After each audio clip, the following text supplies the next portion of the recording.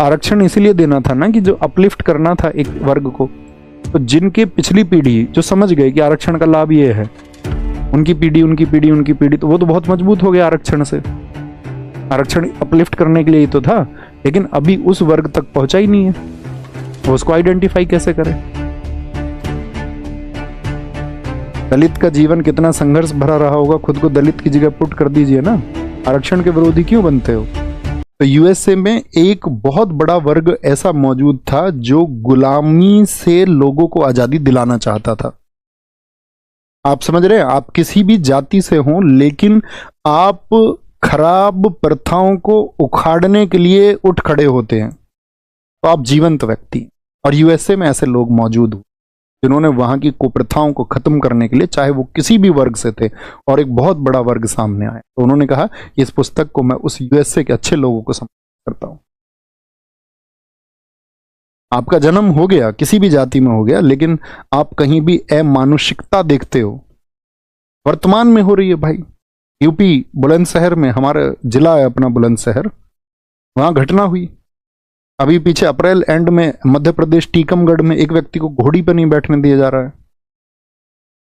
जानवर है, उसके लिए प्रथाएं तुमने बनाई हैं, और प्रथाएं तुम रिजर्व कर लोगे अपने लिए। तुम ये कहोगे नहीं, घोड़ी पर तो हम बैठेंगे, कोई और नहीं बैठ सकता। तो इसका मतलब तुम क्या कहने चाह रहे हो कि जो कोड ऑफ कंडक्ट है या जो कुछ भी है, कानून है, व्यवस्थाएं, वो तुम्हारे अकॉर्डिंग है।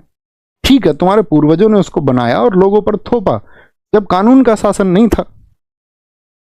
उनकी लाठी में दम था। आर्थिक रूप से कमजोर लोगों का उन्होंने खूब शोषण किया, खूब मारपीट की उनके साथ में, क्योंकि कानून नहीं था। जमींदारों को समर्थन था ब्रिटिश सरकार का, तो गरीब और मजदूर का खूब शोषण किया। लेकिन आज थोड़ी ना कर सकते।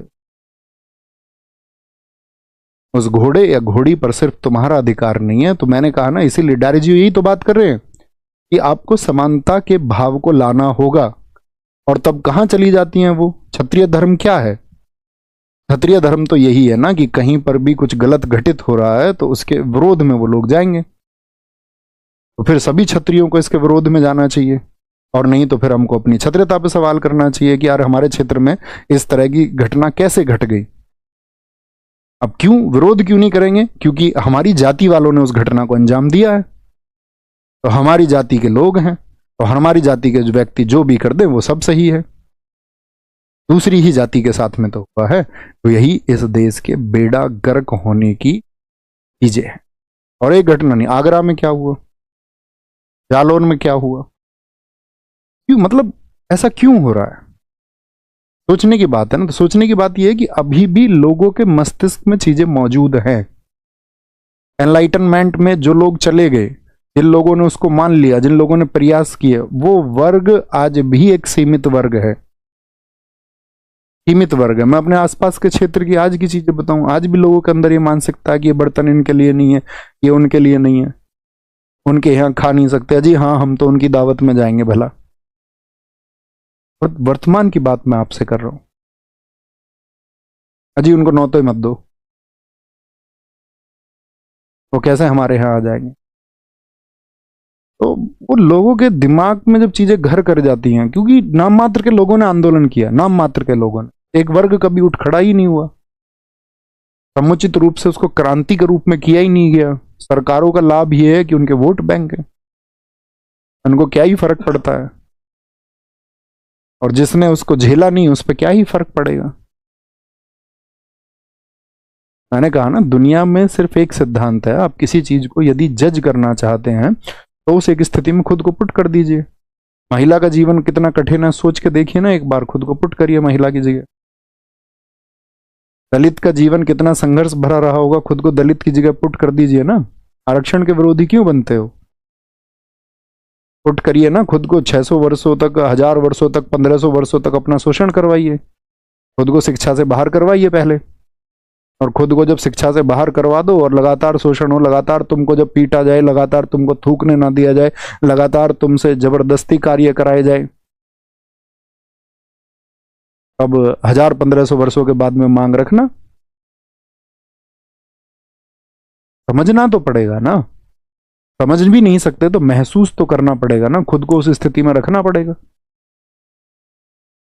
अब सरकारों का भी क्या है कि ठीक है, अब आरक्षण इसलिए देना था ना कि जो अपलिफ्ट करना था एक वर्ग को, तो जिनके पिछली पीढ़ी जो समझ गए कि आरक्षण का लाभ ये है, उनकी पीढ़ी तो वो तो बहुत मजबूत हो गया आरक्षण से।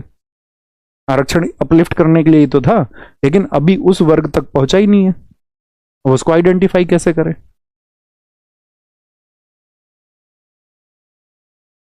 भाई जिसके पढ़ाई आज भी, जिसका मान के चलो घर की हालत ऐसी, मजदूर है कोई, मजदूर वो खुद 18 घंटे काम करता है, तनख्वाह मिलती है उसको 5,500 रुपये महीने की, 5,000, 4 बच्चे हो गए उसके, उसके घर में कभी कोई बीमारी हो गई और उसके ऊपर कर्ज हो गया उस बीमारी में 50,000, लाख रुपए का, 2 लाख रुपए। अब वो कर्ज बढ़ता जा रहा है, तो जब उसके बच्चे पढ़ेंगे तो क्या वो अपने बच्चों को वो शिक्षा दे पाएगा, या वो अपने बच्चों को काम पर लगाएगा? क्या विकल्प होगा उसके पास में, आप सोचिए। क्या बाल मजदूरी को जन्म नहीं मिलेगा? आप कहेंगे नहीं जी एजुकेशन तो फ्री है, अपने बच्चों को तो बिना पैसे के पढ़ा सकता है। बात वो नहीं है ना, बात ये है कि उसके ऊपर जो उसका शोषण करके उसके ऊपर जो थोप दिया गया है वो कैसे उतार पाएगा? तो उसको तो लगेगा मेरे बच्चे भी थोड़ा थोड़ा कमा ले। आप कहेंगे नहीं भैया, अच्छा चलो 2 बच्चों को ला लो, 2 बच्चे। टीचर क्या करते हैं सरकारी स्कूलों में, देखा आपने अपने गांव में जाकर के?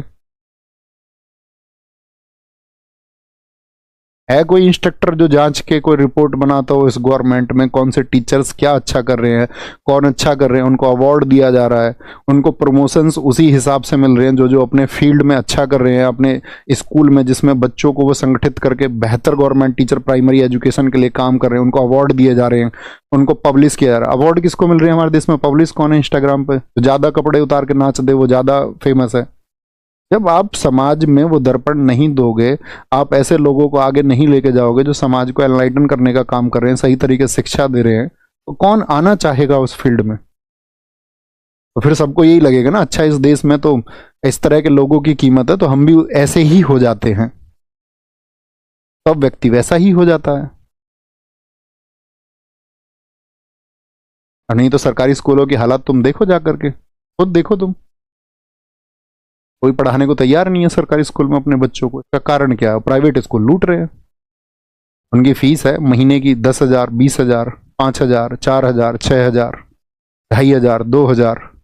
नर्सरी की, स्कूल टू स्कूल डिफर करती है ना।